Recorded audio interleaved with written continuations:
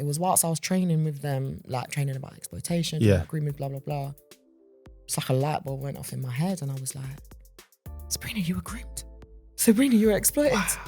How old are you at this point where you're coming to this realization? Early 30s.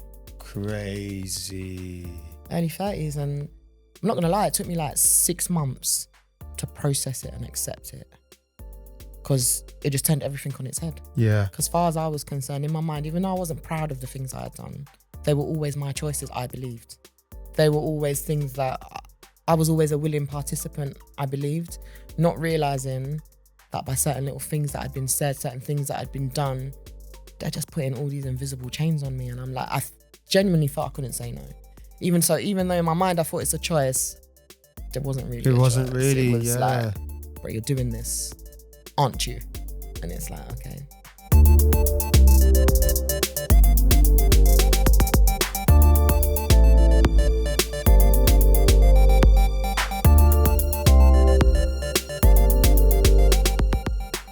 Hello, it's your boy Zach back again with Life After Prison. And this time I'm on a solo one. Jules is away right now, but we're still going to have a good episode. So joining us today is Sabrina, a survivor of exploitation, a former county lines drug worker, and now founder of SH Consultancy and Training. Sabrina turned her own experiences of abuse and the criminal justice system into a mission to protect and educate at-risk young people. Today, we talk about her journey through childhood trauma, prison, and life after release, and how she's using her own lived experience to make a difference. So please welcome Sabrina. Hi. How you doing? You all right? Well, thank you. Good. That's a great intro, isn't it? I We're quite like reading it. Reading it's really good. I was like, who's that they're talking about? Yeah, that's good. You're being humble. That's good, man. So yeah, I appreciate your time today. Thank you. Yeah, we've mentioned things in the intro. So let's talk about how you were groomed into county lines. Okay, so I'll take it back a step further just Cool. so you got a bit of context. So growing up, my dad was a drug dealer. Okay. So I grew up around drug supply, drug paraphernalia, like it was, Seeing. yeah, day-to-day life for me. My dad in and out of prison, police raids, all that. So that was all my childhood growing up. Okay. Around what age we're talking? As far back as long as Wow. I do know now that that was happening obviously before I was born. So it was literally as long as I've been about. So because of that, growing up, a bit difficult. My dad's very controlling, Okay. very, very violent. I'll be so for real. So we clashed a lot, butted heads a lot. I used to run away from home far too many times because it was his violence that was kind of what made me like keep running away. How does that shape your upbringing, being surrounded by that and then obviously seeing the violence or experiencing it? So for me at the time, I didn't know any different. So it's just, I'm just living. It's just as I've got older and like school, things like that, I noticed maybe like home life isn't really the same as what other people have.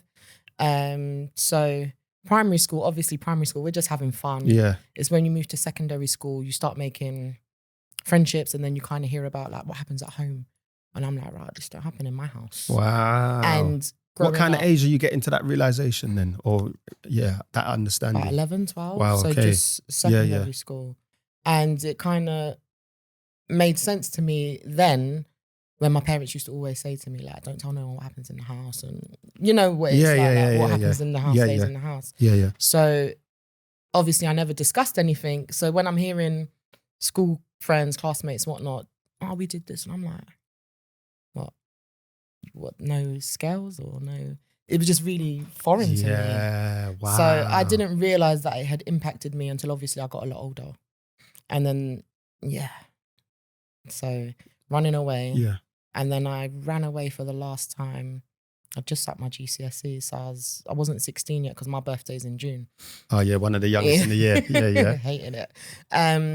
So I hadn't finished school. I hadn't had my 16th birthday, but I'd finished school.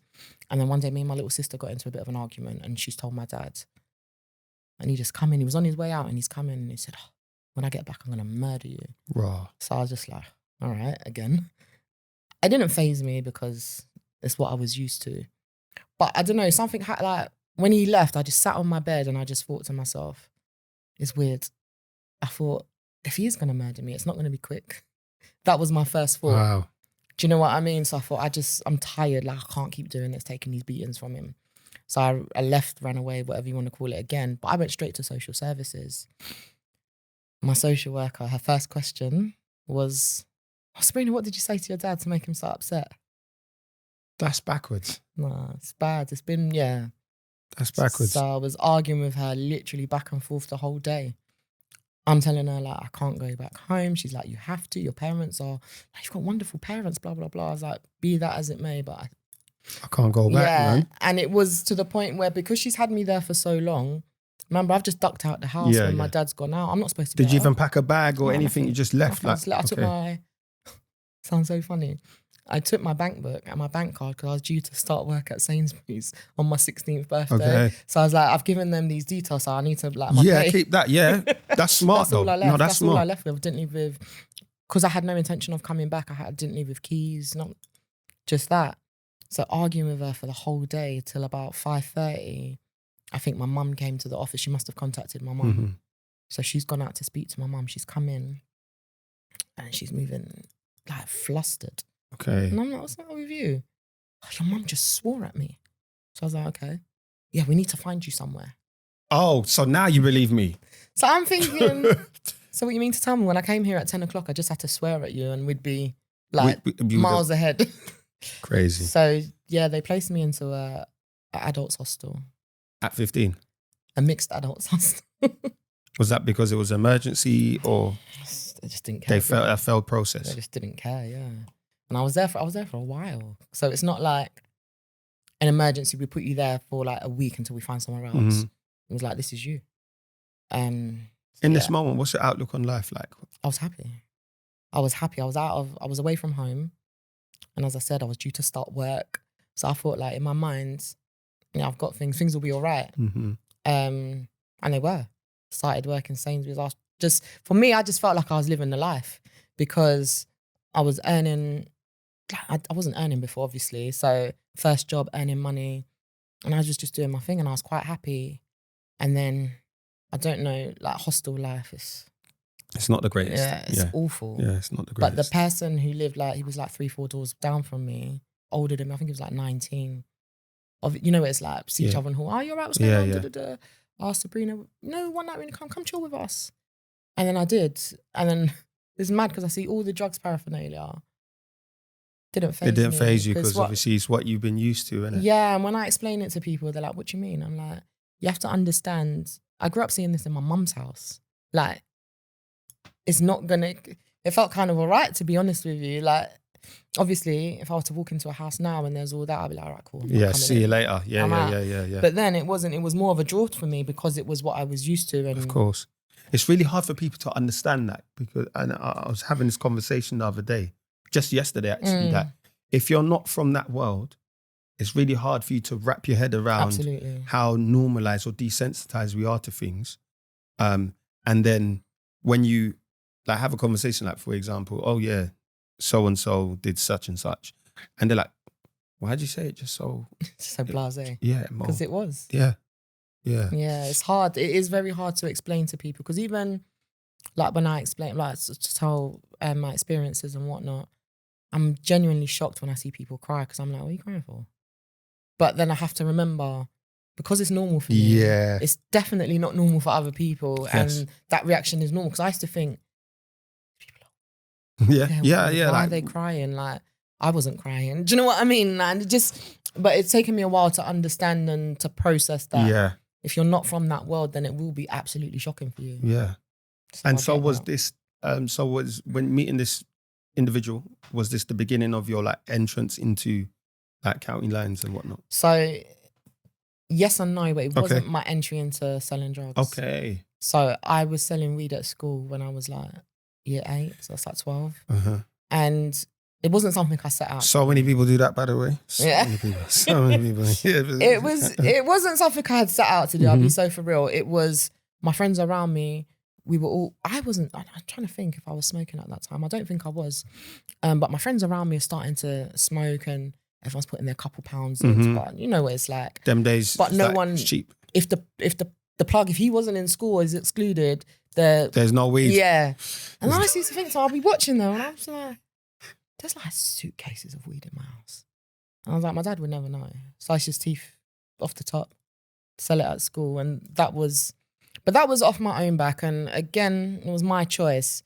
But like the county lines and all that, yeah, that was once I moved into the hostel and met that person. Just to say, at a young age, even though it's the wrong thing, you was a hustler. Yeah. Entrepreneurial. Yeah, always. Imagine if that kind of energy was molded and guided in a different way. It would be, I often think that, but then even now, I'm at a loss as to think, what would I have done? What would it have been? Mm-hmm. Because I never aspired to be a drug dealer or nothing like that. Of course. But it was never not an option. Okay. If that makes sense. Yeah, no, I hear you. And I think people will understand too. Yeah, it was definitely. never not an option. So talk to me how you go Sainsbury's worker, to the county lines lifestyle. Lines. Yeah. So it started off, Sabrina, on your way to work, you just drop this off here. On your way back, such and such is going to be there. Can you just pick this up? For me, it wasn't nothing.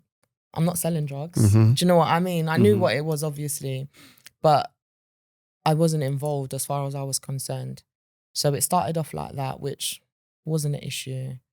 And then one day it was, Bree, jump on the train, go to the yard, drop off, pick up, but someone's going to pick you up in the evening.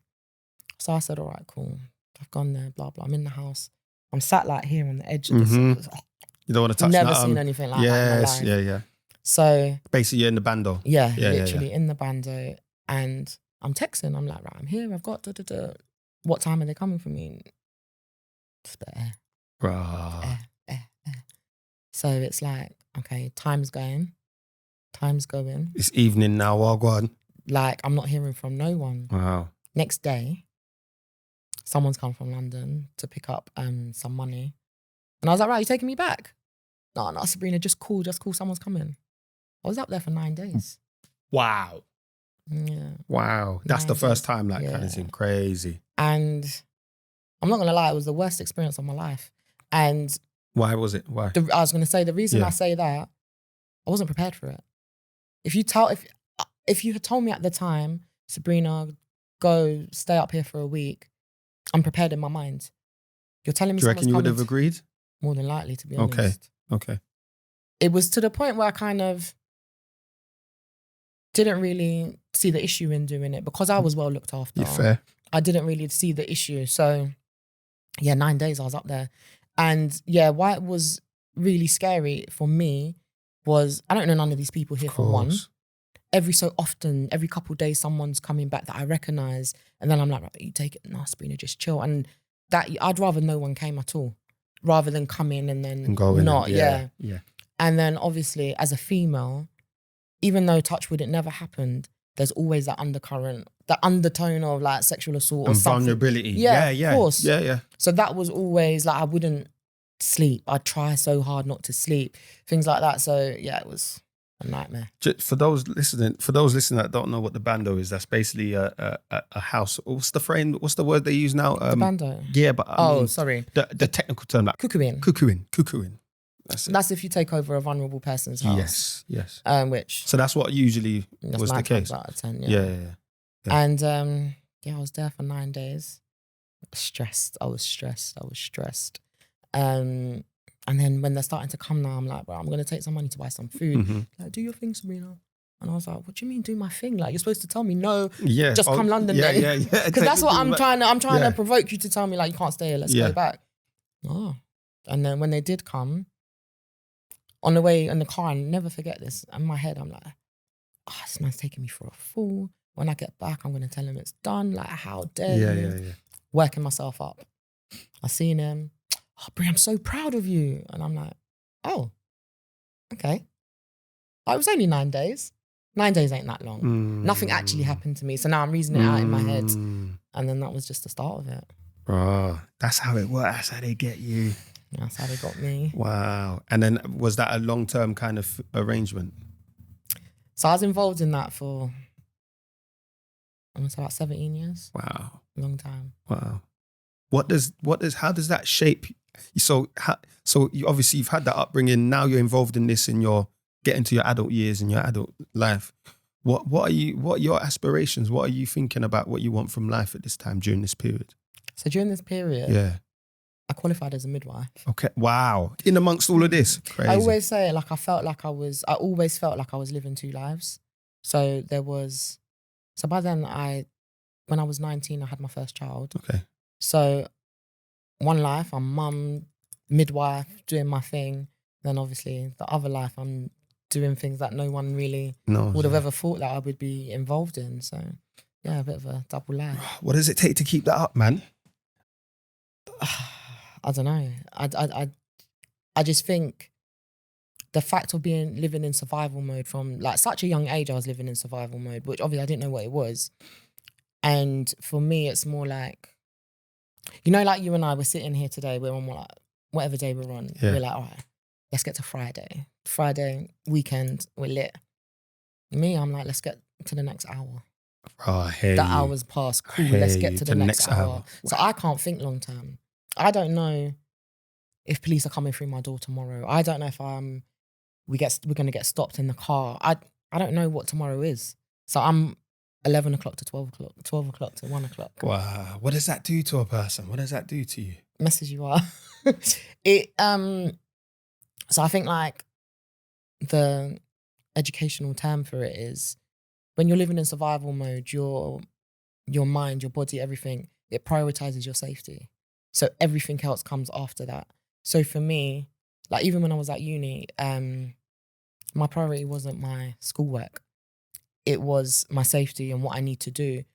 And that's left like a little pattern with me in the sense of everything with me is last minute. Last minute because it's not been my priority. My priority is always, like I'm constantly risk assessing. You'd ask me where the exits are. I know exactly where they are.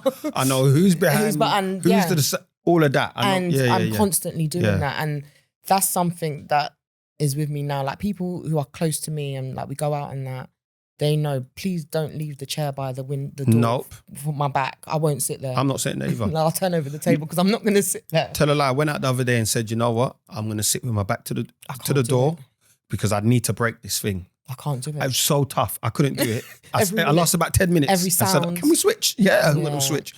It's things like that. And also, the risk assessing, I'm hyper vigilant.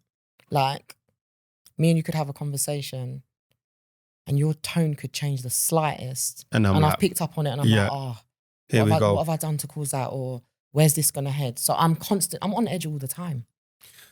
That's traumatic in its own self, man. It is. Because your body's always stressed, essentially. Yeah, my body's always on fight or flight. Always, constantly. So sometimes when people see, like I'm the queen of crash outs. So when people see me having a crash, they're like, yeah, she can't help that. Because I can't. And I do try, I've worked on it and whatnot, but until I break that survival mode, living lifestyle mentality, I don't know if we'll ever get there. Yeah, man. I hope you do get there. Yeah, I don't know. We'll see. I think you would, man. I think you will. Eventually, without a doubt. But I think because I've been living with it so long, it's not a hindrance to me. It's just, I live with it. It's just life now, isn't it? It's life. And that's just what I'm saying. I get it fully. Trust me. I get it fully because I'm still there. Yeah. And even with like, I say civilian family members, but family members that haven't lived that life. And they're like, why do you do these kind of things? I'm like, I'll make sure you're safe and I'm safe. Yeah. You understand? So I get you, man. Trust me, I get you. It's not easy. It's not. And it's hard I'm trying to break it. It is really hard. Why I do certain things and why it bugs me if certain things are not done a certain way, because for me, that makes me feel safe. Yeah. Like even in my yard, when I'm in my yard, everything's locked, secured. Honestly. I've got certain things in certain rooms. Yeah. And it's weird because like, not when I say certain things, baseball bat. I know what you mean. Yeah, cricket bat. Just in case. I understand. Yeah. And for me, since coming out of prison, I can't sleep with my bedroom door closed. Oh, I hear you. My bedroom door is always open. I'm getting better. I can't. I'm getting better now. And it's yeah, all these little things you don't know. Yeah, I know it's tough. You know, you know what we speak about things. Well, it's a reoccurring theme on the podcast about, you know, you come out of prison, you feel like you got prison stamped on your forehead, and you're hyper vigilant and things like this. And we always have the discussion about how do we unlearn these things? How do we remove it from our normality, our daily routines? And it's hard because no matter how much you're thriving after prison, they're still there. Still there. So yeah, I don't know. Speaking of prison, talk to us about how the lead up to, you know, the offence you were convicted for and leading up to prison. Talk to us about that. Yeah, so I don't know. There was loads of things going on at the time with regards to the county lines and whatnot. I never got arrested on county line. I did once, but I never been prosecuted or thing like that. So I just thought, this is it. This is fine. And then we was doing that. When I was 16, I got stabbed for the first time. Wow. Yeah. And then the police officer that had arrested me prior, he came to the hospital. Okay. And I remember he looked at me and he said to me, well, Sabrina, if you're going to hang around with drug dealers and gang members, what do you expect to happen? And I was like, good shout, you're right. Fair. Not knowing that you're supposed to like interview me, take a statement. You're supposed to like be on my side. Like, Where's the safeguarding? Yeah, fair. Yes. But that was never done. And I just thought to myself, actually, he's got a point. But then after he had left, I noticed that the nurses in the hospital, they just treated me so bad after that. Really, really bad. Because now you're looked at as a criminal. Yeah, but I didn't know, because beforehand, they was going shop for me. They was doing anything I would like. I was this poor 16-year-old girl that had been stabbed. Now, I couldn't even get a glass of water. Wow. And then in my mind, I'm like replaying everything. What have I done? Did I say something that might have offended someone? And I'm playing it all back. And then I was like, the other nurse was in here and the police officer was here. And that's when it clicked to me like, oh, okay, they've judged me. They've made a judgment. But because that experience, I'll be so for real, was so bad, the second time I got stabbed, I did not go to hospital. I put a plaster on it, took 2 paracetamol and hoped for the best. I refused to go back to the hospital. Even now, I don't go to hospital. It's a last resort. Like when I say, like last year, I almost died because I wouldn't go to hospital. Wow. I had sepsis and didn't know it. And it was just my daughter, like, at the very least, let me call 101. And I'm just like, all right, cool, whatever. But then, yeah. It's crazy how experiences shape you. Yeah, shape you. But you've mentioned being stabbed twice. Yeah. Like, we've got to understand what that, like, why, how, so the first what does that do to you? Yeah. We was in a bando and we heard the door coming in, but we thought it was the police. So jumped up, obviously trying to hide as much as we can. But it wasn't. It was other Londoners. Then it's got cracking and I've just heard someone say she stabbed her. But I'm like so confused and I put my hands up and I was like, I haven't got nothing. Yeah. And then it just went quiet and I've looked down, Clara everywhere. Wow. And I was like, and they've left and then me and the boy that was in the house, we're like, what should we do? He's like, do you think you need to go to hospital? I was like, I don't know. I think we could just clean it. It looks all right. But then I'm losing a lot of blood. And then it was like, we can't call an ambulance though. We got to take a cab. Yeah. So we had to take a cab, wait for the cab, take a cab. I don't know. It just, I didn't know it had happened until someone had said it, if that makes sense. Yeah. Everything's going on in it. Yeah, and it just felt like another punch, to be honest with you. So I didn't, wasn't great. And it's crazy. At 16, yeah? Yeah, Nice. I don't think I've ever really processed it because things are always constantly moving. Like if it's today, it's not this, tomorrow it'll be something else. So I don't think I've really like processed that thought because some people have said to me before, like, you say it so blasé. And I'm like, because it happened, it's a fact, it's factual. So I don't know. Yeah, I get you, man. I'm with you. Trust me, I'm with you. I'm just trying to paint a picture because, you know, if someone hasn't been through these experiences, to highlight the dangers of county lines and what you're exposed to. Do you know what I mean? A lot. Yeah, of course. And then obviously this happens again, you get stabbed again. Yeah, so I got stabbed again because I wouldn't go shop. What? I wouldn't go shop. So how soon after or how long after? A couple of years. Okay. Yeah, it was in the house. Our Sabrina will go shop. No, she won't. Yes, she will. No, she won't. And then escalates. Yeah, still didn't go though. I had to go to hospital. That's great. But I didn't go hospital, obviously. But yeah, I still didn't go. But yeah, for saying I'm not going shop. You know, the thing why I'm just is mad is because it's over something small, and with stabbings, you never know what the outcome can be. People can lose their life. Honestly, like that. Wrong artery. Honestly, and it was in it went between my ribs. Ooh. But I don't know. I think in those environments, in that environment, as a female, I'm a bit of a hothead as well. I don't like to be disrespected. Mm-hmm. I know you're right. It was absolutely trivial. But if you would ask Sabrina, do you mind going shop? Different. No yeah, problem. I hear you. Sabrina will go shop. What? No. But and that's the thing about being in them crowds and in them kind of in that circle or that world. Yeah. You have to be seen a certain way. Yeah, it's a lot of egos. Yeah. Conflicting with one another. But at the same time, I'd seen certain things that had happened to girls, and I'm like, I can't let that happen to me. I absolutely, I will take a beating, but there's no way you're doing these things to me. Yeah. So I had to kind of make a stand, and I was never asked to go shop again. That's that right. Makes any, you know? You stood on business. Stood on business. But yeah, I'm sorry you went through that, to be fair. Thank you, appreciate especially if it's the man them that I do. Well, I got it's wrong. That's wrong. But yeah, I hope they reflect on that now. But yeah, so talk to me. How did you end up, going inside then? So after doing county lines for a number of years, it kind of escalated. So I was asked to bring Class A drugs into the country now, which is what I was doing. And then, I got caught at Gatwick. Okay. I was bailed from there. I was bailed from the station, which that I was surprised often. I was very surprised, but then I was just like, it's a setup. They're going to be like watching. I was very careful. And I was on bail for 6 months? 6 months, I believe. And then, what did I get? 3.5 years. What was the conviction? Importation of Class A drugs. Okay. They did, it was originally with the intention to supply. And they dropped that? Yeah. Okay, wow, well done. Yeah. Because I was like, absolutely not. That your bit is just doing that bit. Because the other stuff, that I was looking at between 5 and 7 years just for the importation. So I was like, with the intention you're talking to supply, double figures. Like, please, you're talking double figures. But I was looking 5 to 7, got 3.5, which was, I know a lot of people are like, wow, still. No, listen, for me, time inside is time inside. Yeah, but for me, because I've always, worst case scenario, I'm going away for 7. So 3.5, once I work it done, get my 30% off, get this, get that. I did 14 months. Okay, and what year are we talking?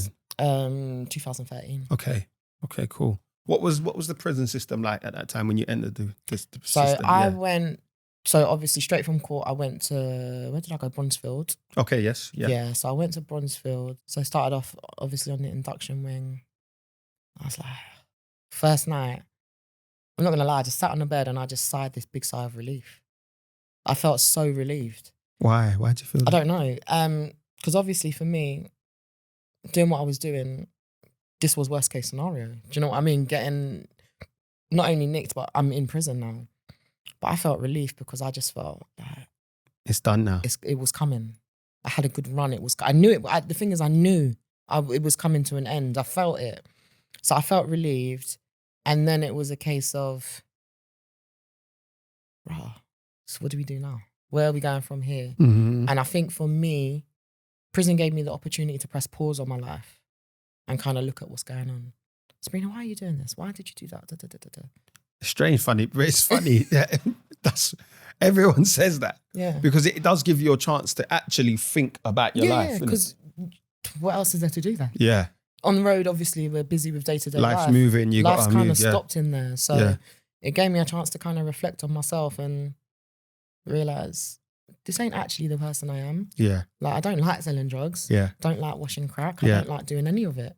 And then I kind of made a conscious decision that when I come out, this is not happening because obviously I'm separated from my children now. I'm in prison. So that was, for me, it was not really the turning point, but it was the point where I made my decision that It was the first like conscious step. Like I absolutely have to do something different when I come out. I've got to try something new. Love that. So then what was the plan going forward? What were you thinking?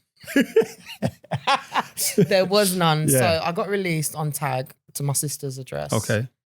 You said you did 14 months, right? Yeah. Yeah, okay, cool. Good. I did. And then 4 months on tag. So I got released on tag to my sister's address. I stayed there one night, went to the housing. I was like, you're going to have to find me somewhere if I was going to end up back in prison. And then my sister, it's not working. Okay. It happens sometimes. It was just too much for me. Yeah. I think I felt, it was nothing my sister did, it was me. I just felt overwhelmed in the situation. Yeah, why? Why was it overwhelming? Because my sister has 2 children. I've got 3 children. We was in a 2-bedroom flat. What, everyone? Yeah. Yeah, okay. And as much as I badgered my sister to let me use her address for tag, it wasn't suitable. But you know when you're just like, I just need to get out. Like yeah. Address, I'll deal with it when I get out. When I get out, we can sort it out. Just get me through the doors. Yeah. So I went to housing and they said, can you stay there an extra night? In my mind, I think it's not terrible. Yeah. So I was like, only one night though, because you got to put it on them. And then they moved us to East London from West London. So I started off there, East London, and then a couple of weeks after I come out, I got a job, customer service. Okay. With my tag on, Well done. So I was doing that. But by then my son, he was in a PRU and he had a mentor. So I met with his mentor, me and her were talking, whatnot. And then she asked me, have you ever thought about working with young people? Okay. I was like, absolutely not. Can you not see what I'm dealing with here? I've got a tag on my Do you know what I mean? Like, really no. Sometimes that makes you the best placed person. Yeah. Though. And then she said to me, because we got some volunteering positions. And I was like, bro, I've got a criminal record. And then she said, no, 70% of the workforce where I work are ex-offenders. So I was like, right. Okay. Thought about it for a bit. And then I shouted her and I said, yeah. How long in between that call? Like to call him back, did you? It took me like 2 days. Okay. And he actually had a female mentor. And yeah, it took me about 2 days. So I was thinking about it. And I'm thinking, I'm going to leave a paid job to go and do volunteering. And I just thought to myself, do you know what? You've done worse things. Like if it don't work, you can get a customer service job like that. So I thought, let's give it a go. What made you think, let's give it a go? What was it? Because, I just felt like I couldn't go back to midwifery. Mm-hmm. Is that because of your conviction? I chose not to because of my conviction, because obviously we have to get DBS. Yes. Okay. The whole all around you didn't want to deal with fresh that. out. I don't want no one knowing. For me, it was, I'm doing customer service work now because I need money, but it's not a career. It's not sustainable. I'm bored. It's not stimulating. Yeah, I'm just so bored all the time. So I thought, you know what? Doesn't hurt to try. So I thought, and if I don't like it, I'll leave, innit? That's right. What harm is it to try? Exactly. Yeah. So I volunteered with them for 3 months and then I was offered a paid position. And then it was whilst I was training with them, like training about exploitation, grooming, blah, blah, blah. It's like a light bulb went off in my head and I was like, Sabrina, you were groomed.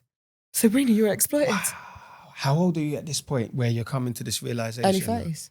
Crazy. Early 30s. And I'm not going to lie, it took me like 6 months to process it and accept it. Because it just turned everything on its head. Yeah. Because as far as I was concerned, in my mind, even though I wasn't proud of the things I had done, they were always my choices, I believed. They were always things that I was always a willing participant, I believed, not realising that by certain little things that had been said, certain things that had been done, they're just putting all these invisible chains on me. And I'm like, I genuinely felt I couldn't say no.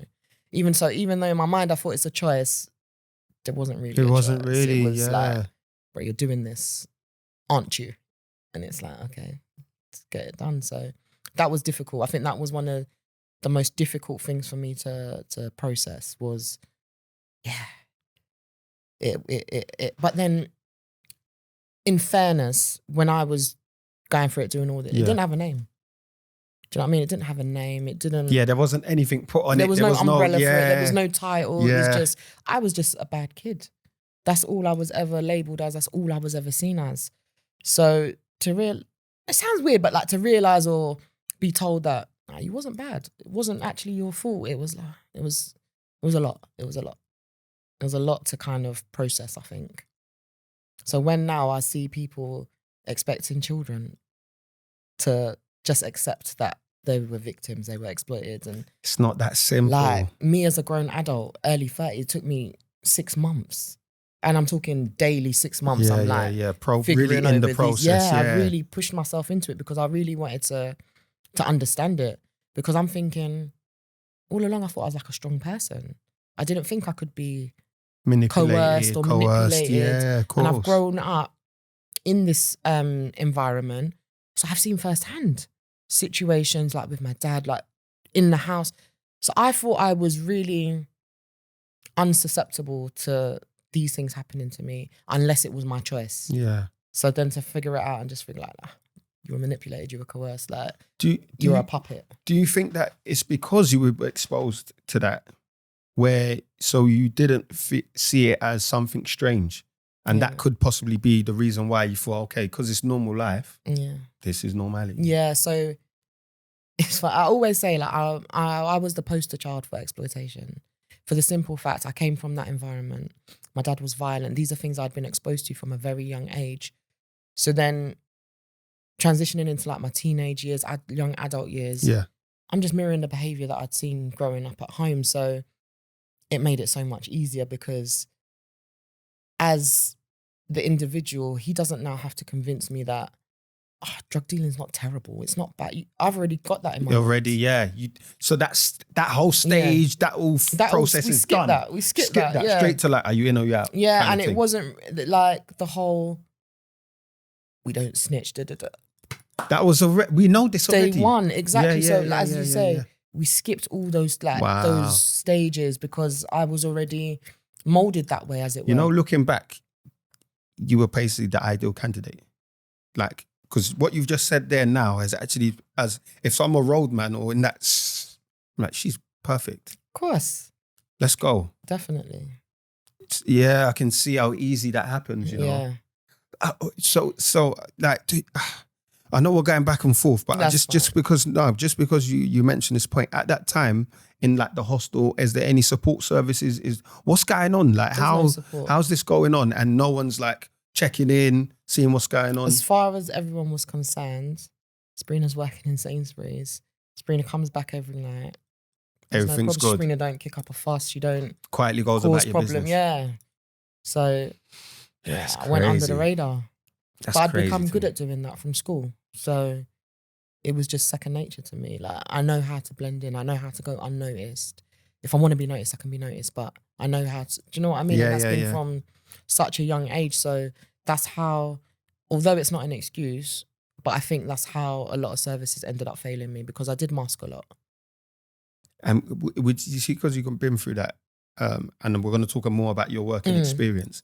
Are you able to see these things now because you've been, you're able to see it? Yeah, I think I or identify it, should I say? Yeah, I think I always say I've got like the third eye for that because I can spot it a mile off. And sometimes when I've been working, I'll have like social workers and such say to me, oh, this person's involved. I'll meet the young person, I'll be like, no, they're not. Yeah. They're like, there's this. I was like, no, they sell weed to their friends. They're not involved in county lines, I promise you. And it's little things like that, but yeah, I couldn't take working with a professional.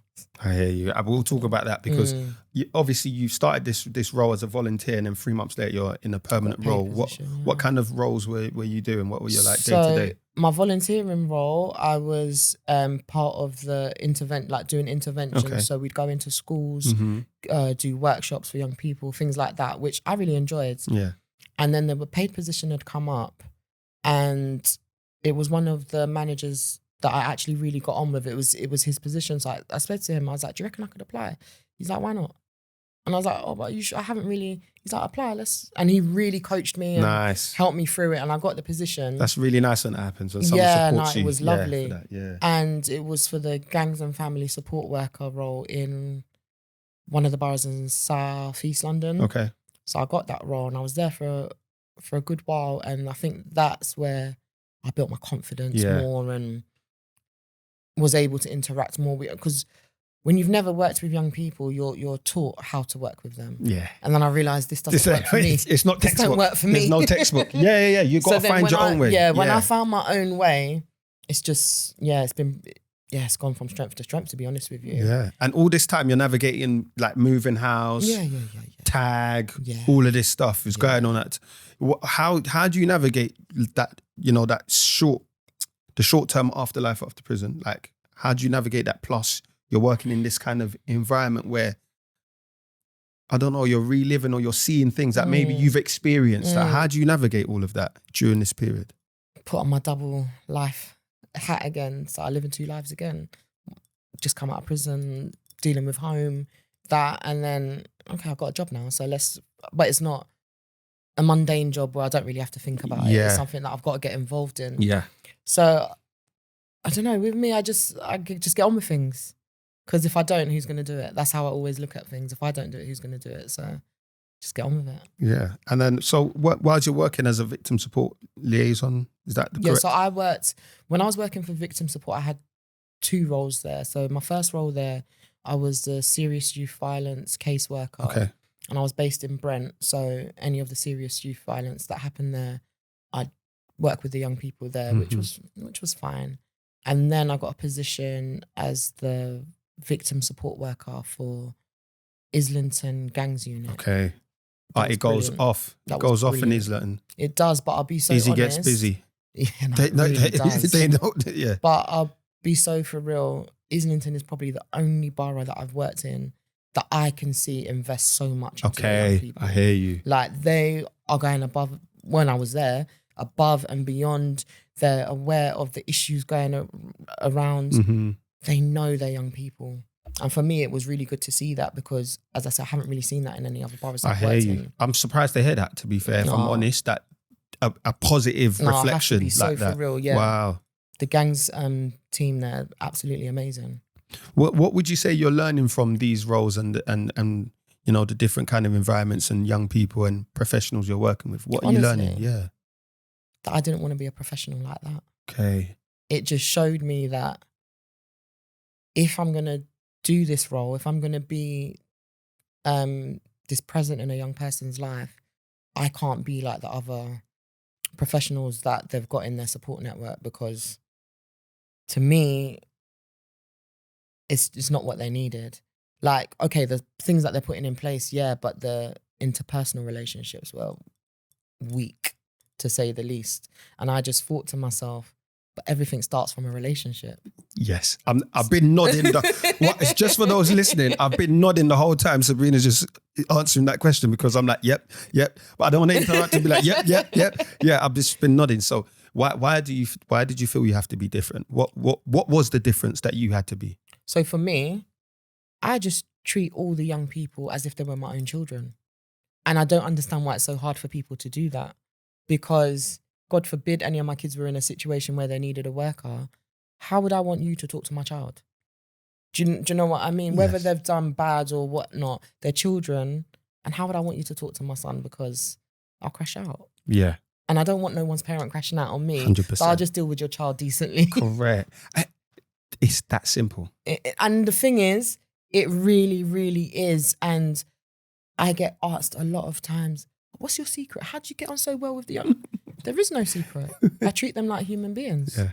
Like, I have one of my young boys that I used to mentor. Yeah.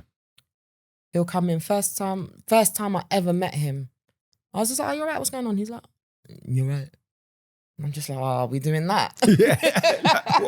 Like, is that what we're doing already? And then I just happened to like spot his trainers. I was like, "Oh, those trainers are cold. I really like them. What do you know about them?" I was like, "Bro, come on." You don't know. And then we started talking. Ice was broken immediately. One time. How hard is that? It took me 10 minutes. It's not a secret either. It's just, I just talk to them. Like, how would you talk to someone that came into your space? Yeah. And I don't know. Sometimes I think we need to just... I think that's the power and the beauty of lived experience. Yeah. I think just walking into a room like, I know this ain't about me, but I'm just giving you a little example for those listening as well. You walk into a room and you read the room straight away and you know, okay, it's this kind of environment. So I'm like, yeah, well, go on. What are you lot saying? How you lot doing? No, honestly. And is there like, oh, we didn't expect this. Yeah, like, chat to me, man. I'm not a teacher. Yeah, exactly. I'm not a teacher, bro. And I had to... And I'm not a Fed. That we have to make that I'm very not a Fed. clear. I'm not very, police. Very clear. Chat to me. What's going on? How's life? Yeah. And again, it's just those... I noticed as well that professionals, Like when we're meeting a young person, like coming for a meeting, they never ask them, how are they? First thing I always like to Always do. like, oh, what's going on? You right Yeah, today? yeah. How's today? Like, what did you do? Where are you coming from? Yeah. And I'm like, I noticed they never ask, how are you? And I'm thinking it's the most basic thing. So I really use them as a model for what I didn't want to be. Love that. And so whilst you're working in this industry or this field, how long are you doing this for? 11 years now. Okay, wow. So what then, is this what made you start SH Consultancy? Yeah. So my last role, it's going to be really, it's a funny little story. Okay, so when I was working like in all the charities and whatnot, my goal was always to work for the local authority. Okay. Because I thought to myself, once I work for the local authority, 9 times out of 10 people don't really leave there. You're secure, you've got your pension, of course. like your health. Do you know what I mean? You've got all your little benefits and perks. So for me, that was my goal. So there was a position in the borough that I lived in at the time for missing and exploitation worker. It's a brand new role, blah, blah, blah. So I was like, all right, cool. I applied for it. Boom, boom, got through. It was fine, lovely. I was working with the young people, getting on with them, like, so great. Anyone that I had one young person, the social worker's like, can you try with this boy? He just doesn't meet with no one. He doesn't turn up for no meetings, blah, blah. So I'm just like, no worries, I'll do it. So I phoned him, introduced myself, and I just said to him, if I make an appointment with you, like, just respect my time. If you can't make it, just let me know. Like, you don't even have to give me a reason. Yep. Just say, Sabrina, I know we got an appointment today, but I can't make it. That's right. Don't have me waiting around. That's right. And he was like, no, cool. So we arranged an appointment for the next day, and the social worker was like, he's not going to come. So I was like, well, he hasn't phoned to say he's not. He came. And we was there. And it was to the point where he never missed a session with me. Love that. And if he was even going to be late, he phoned, Sabrina, I'm running about 5 minutes late. And my thing is like, are you coming? Yeah, that's fine then. Yeah. So it's little things like that. Yeah. And then it got to the point where, because I was based within a social work team. Yeah. Within a local authority. Yeah, cool. And then it got to the point where I'm starting noticing, could you find out where they buy their drugs from? And I was like, no. Could you find out who, like, we had a street name for one young person. Could you find out who this is? And I'm like, no, I can't. That's actually. not my job. Like, actually, no, I can't. Yeah. Because, and I made it very clear, I'm not doing this job with the intention to criminalise young people. And if that's what you want me to start doing, then I don't think I can do it. Fair. And then I had a holiday booked. So I went on holiday, come back, and I was just like, can't do this. Yeah. So I just handed in my resignation. And then it was like a couple of days later, I was speaking to someone, and they was like, you could teach these people how to do this. But we're joking and laughing, but it was like in the nighttime, I was like, do you know what? I actually could. Ding. But then I overthink it, because it's like, that means a business, like you got to do this, that, blah, blah. I ain't got a clue. But then I just thought to myself, do you know what? Let's just freestyle. And that's what I did. What's the worst that can happen? I won't be in a worse situation than I am now. So yeah, let's freestyle and make it work. So I spent a good year on LinkedIn making my presence known. A good year. Yeah. These times. Did well. I'm not going to lie. You've done well, because I think I've seen you on LinkedIn and Instagram. So you're doing well. Whatever you were doing, it worked. I just made my presence known. And it's really funny because, I don't know, it was something that Cardi B had said. Yeah, go on. No, she that's said, right. Yeah, go on. Basically, that's what she did. Started making loads of videos. And then she said something like, from you get people to like you, they'll buy anything you're selling. It's true. And it's worked. It's true. It's true. You have to be likable. Yeah. Well, it helps. No, I mean, It helps. people will work with you if you're not likable, but they'll work with you one time. Yes. Yeah. Do you understand what I mean? So that recurring, you've got to be a nice person. 100%. You've got to be, and relatable. Yeah. And I think if working with young people, you've got to be real as well. Because got to keep it real, man. They can smell sniff the that bull out crap. from Excuse a my mile language. off. Smell it one time. Yeah. So when I'm seeing like social workers like saying to my young people, oh yeah, walk one. And I'm just like, bro, why are you doing that?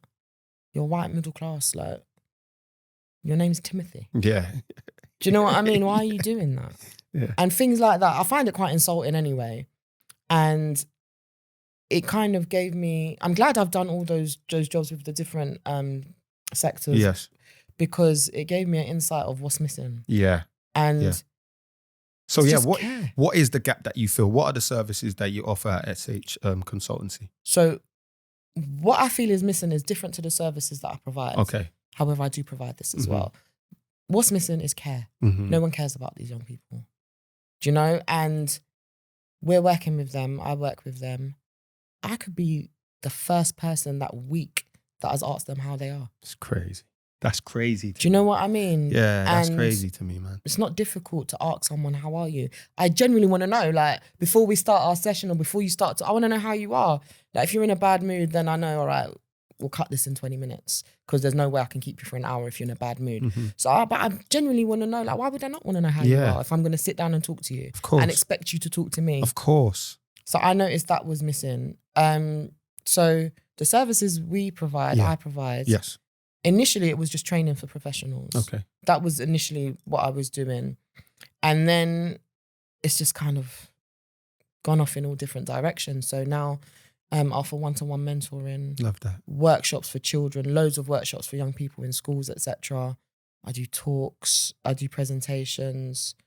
I did a pilot workshop in Bronzefield. Okay. Yeah, I think, was it last year or the year? What was that like? It was weird. And do you want to know a joke? It was 10 years to the day that I was released. Wow. Milestone. Like, imagine saying that. 360 but imagine saying that in the room with the women. Yeah. How powerful that is. Yeah, it was like 10 years ago today, bro.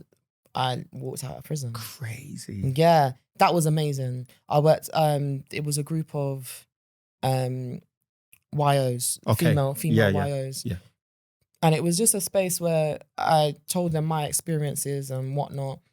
And then I do a little feedback form. Yeah. Some of the things I saw on it, I was like, what? There's like, what did you really enjoy? The fact that Sabrina spoke to us like we were normal humans. The fact that Sabrina spoke to us like we were her little sis. Yeah. And I'm thinking, but these are normal things, but they've made such an impact that they're writing it down as something that, so to me, that shows you're not getting that. Then, sad. It's sad when you say it like that. It is sad, but it's that simple. Because I'm like, what else would I treat you as? You are a normal human being. Of course, you've made a mistake or you've not. I don't know your case, but it doesn't make you a bad person or doesn't make you any less human. Yeah. So for me, that's when I realized, it's care. Young people want to be cared for and know that people care about them. So I know you've just given us an example of like the impact you're having, but what else do you see in terms of the impact that you have or in your work and in business? Recently, I want to say August, I wrote a parent's handbook. Wow. Handy little book, just to help parents understand grooming and exploitation. And that's really needed, by the way. Yeah. Very needed. And I was very necessary. surprised that there wasn't one. Yeah. So I jumped on it straight away. And you're smart. There's not this, let me do it. Yeah. If it's something I feel I can do, then I'll do it. I love that. And it's now being used in Leicester yacht services. Amazing. And I was like, oh, no way. Like even like something like it does. Is that like a licensing thing? So they have asked if they purchase a number. Okay, fair. And that's like, good. Well done, man. Well done. Well done. So that's gone really well. And I know a lot of people inside watch Hollyoaks. So the recent Hollyoaks storyline, the exploitation and grooming one, I was part of. Wow, the consultation, guiding it. Wow. And then I've done it. That's cold. Did you go on set and things like that? Yo! Yeah. Hey, Hollyoaks is bad, you know. It was good. In jail, I used to watch that. That's why I said everyone in jail watches it. That used to be my show. More than EastEnders. I'm not going to lie. Yeah, that's cold. That's dope. Wow. They allowed Tamara Wall, who plays Grace, to interview me. Wow. That was insane. That's on the Hollyoaks, like on their socials and that. Is it? Yeah, so you got to send that. Crazy. Yo, you got to put a link to that somewhere. Yeah. That was really, really something that I'm so proud of. Mate, amazing. So proud of. And then I was going to ask you as well, what was something that you're proud of? Like, that's going to come after. Jumping. But but that's good. No, we'll find a new one. But, since you said it's cool. I'm super proud of that. Love that. And the impact, I think, is just getting people talking more.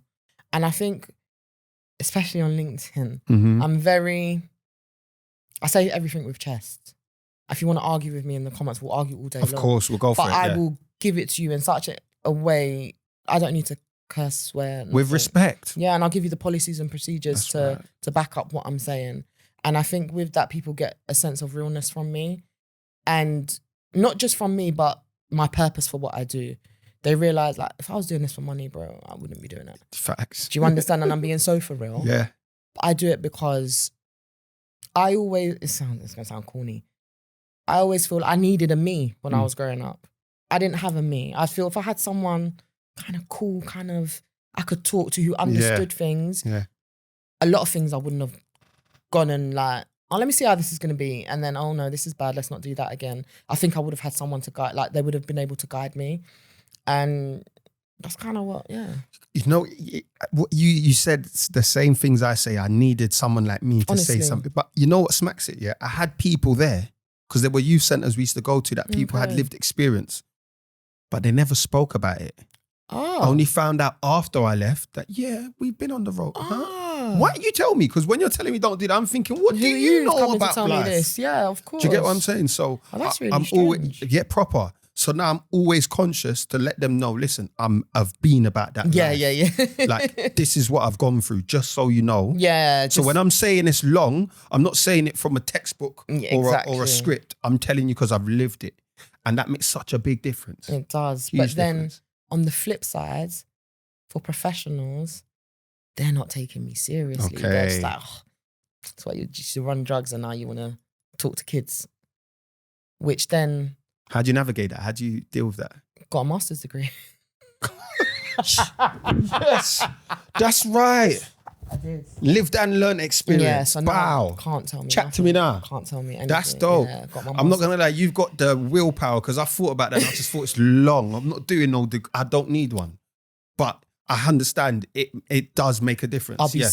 I wouldn't have done it. And it came, I don't know if I want to say it came by chance or it was like. Oh, sorry, but I've just got to say, just for those listening, we did spudded. I had to give you a spud. Probably thinking, what was that little break? Yeah, that was me just spudding you on the master's degree because I was like, yo, that's dope. But sorry, carry on. Sorry. So I was, me and another guy that I work with sometimes, we were invited to St. Mary's University to do a talk on, like they was having like human trafficking. Cool. So we were asked to do a talk. Talk went absolutely amazing. Yeah. And then the head of faculty, I believe, she approached us both. Have either of you guys thought about, further education? You know me? Absolutely not. Big up that person that's up. Big that person amazing. Up. Yeah. Wow. Yeah. So I was like, absolutely not. Like, I've got a full-time job. I've got 3 kids. I've got a dog. Where do you think I'm going to where's the time? But then the guy who I was with, Sosa, big up Sosa all the time.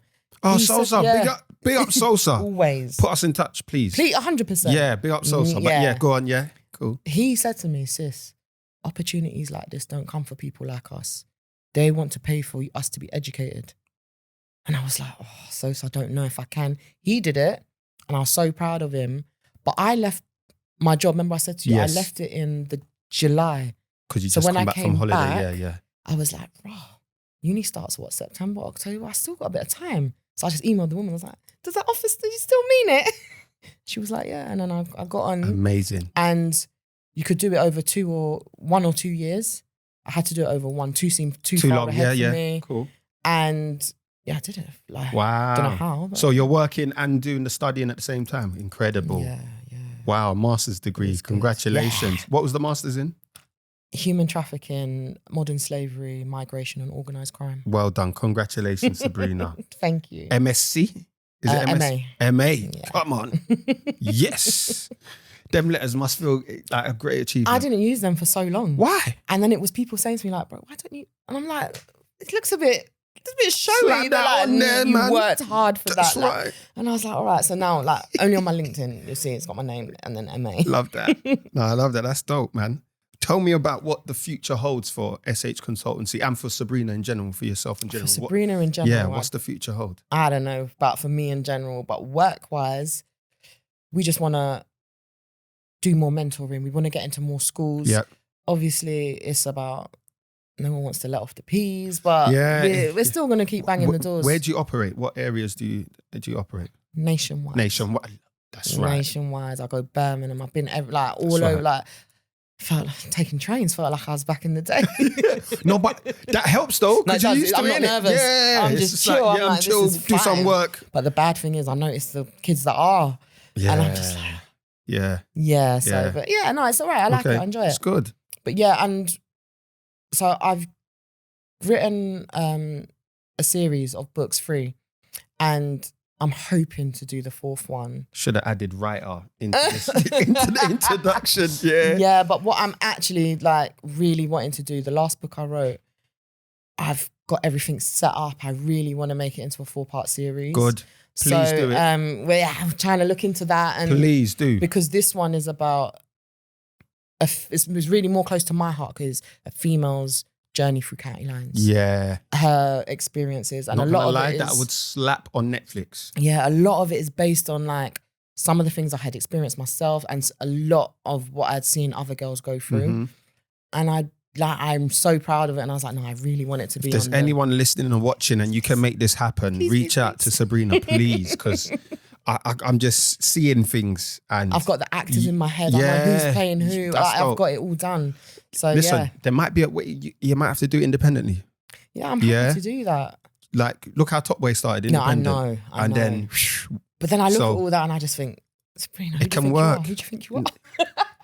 Sometimes you got to be. Listen, you do. What I've learned recently, or in the last couple of years, is you have to think big, bold, and brave. You do. You know, like we're not doing. It's not normal work. This is not normal work. Yeah, we haven't lived the typical normal life. So what we have to do is not normal. Yeah. It has to be a bit outside big. the box. It's got to be, you know what I mean? So please don't hold back on, don't do it, please. That's You've done a master's. I did. You just got to set up your own organization. You started as a volunteer. Like, you've done incredible things, and this will be just another one. Thank you. You know what I'm saying? So please pursue it. I will. So yeah, we've had a great conversation. We have. Really great conversation. I wanted to ask you, what would your advice or a message be to those that are listening and watching right now? Where you're at now, it's not your final destination. But it's not your final destination. You can come out and do whatever you want. We all can. It's just your mindset. That's straight. Yeah, simple. I don't like to overcomplicate things. No, I've clocked. Simplicity works best. Yeah. Innit? Yeah, honestly. I appreciate that, Sabrina. Thank you. Thank you. Thank you. As we like to do in Life After Prison, is highlight or spotlight some organizations that can support you in your journey of life after prison and sometimes in prison. So I'm going to highlight 2. The first one I'm going to speak of is Refuge, which operates nationally, that offers emergency accommodation and support for women who are escaping domestic abuse. So if that's something that you need or it speaks to you, please contact Refuge. The other one is Abianda. Abianda, who are based in London, which supports women affected by gangs through tailored mentorship and advocacy. So that's Abianda, and both Refuge and Abianda will be in our show notes. So please check them out if that speaks to you. Can I add one? Yes, please. Yes, please. St. Giles's Trust. Boom. So that's who I volunteered for. I didn't want to mention it. No, But yeah, St. Giles's Trust. They've got peer workers in prisons. They've got a lot for once you're released from prison. Good. So I would always like, now, big them up. So St. Giles's Trust, definitely. Big them up. I've got a couple people that work for them. You know what I'm saying? So big them up all day long. I appreciate that. We'll add St. Giles to the description and the show notes as well. So like what we like to do at Life After Prison, Sabrina, we like to interact with our followers on social media, the people that support us. And we asked the people what is a small win that you're proud of? So I want you to think about yours. And then I'll speak on the ones we're going to highlight. So one of our responses was, someone said, 5 years of my letter writing project to women in prison. And now, over those 5 years, 6,000 women have my letters. Incredible. That's amazing. We said small win. But that's amazing. Big up yourself 10 times. Another person said, being able to stand up for myself. 100%. Straight. 100%. Straight. Be proud, Definitely. man. Be proud. And the last one I'm going to shout out is someone saying, sticking to my word of journaling every day for a month. Do you know what? If you can do that, that's brilliant. Trust me. That's every day for a month. Well done. If you can do that, that's amazing. 100%. What's a small win I'm proud of right now? Mm-hmm. A small win I'm proud of right now is and I've said this before, but it's managing life right now. Mm. Because things are just moving and there's a lot of moving parts and scheduling. Like producers will tell you and other people I work with, I've triple checked dates. Is it this? Is it that? Let me get it right. So yeah, right now, keeping things, I'm happy. I'm proud of that. Stable, yeah. Yeah. Talk to me. What would yours be?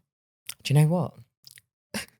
Talking my way into a part on a short movie that's due to be released. Okay. Actress as well. Not even. I was just like, what? Can I jump on? And he was like, go on then, Sabrina. Okay. So yeah, can I?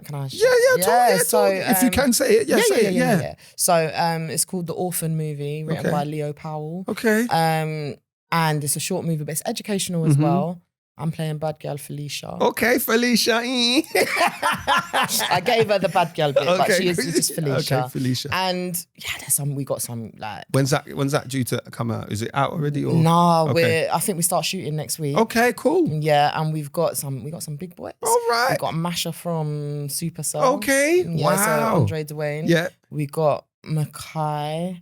We've got a few. Okay, that's the Orphan, yeah? Yeah, The Orphan movie. The Orphan movie. Wow, look out for that. Excitement. Shout me for premiere, though. Definitely. I had to double check there was one. Okay. And he was like, yes. I was like, okay, yeah, lovely. And I love that for you. Big up yourself, man. Thank you. Please continue getting in touch with us. We love it when you interact with us and you answer our questions, or if you want to drop a message or a comment, please get involved in the conversation. You can do this by DMing us on Instagram and X at After Prison Pod. On TikTok, it's Life After Prison Pod. That's at Life After Prison Pod. If you want, you can also email us. That's podcasts@prison.radio. And if you're listening on the inside, you can get in touch via the usual way, and we'll leave the number at the end of the show. So yeah, Sabrina, thank you so much for your time. I appreciate you. Me. Like, yeah, we're going to connect on a different level. 100%. Trust me. 100%. Yeah. You should be proud of what you're doing. And please put your plans in motion. I'm going to. I actually do what am. You need to do. I am. So thank you for your time on Life After thanks Prison. for having me. Appreciate you. Yeah, it's been fun. Thank you guys for listening and watching. And don't forget to like, share, subscribe, all of that good stuff, because we need that too. And we'll see you next time.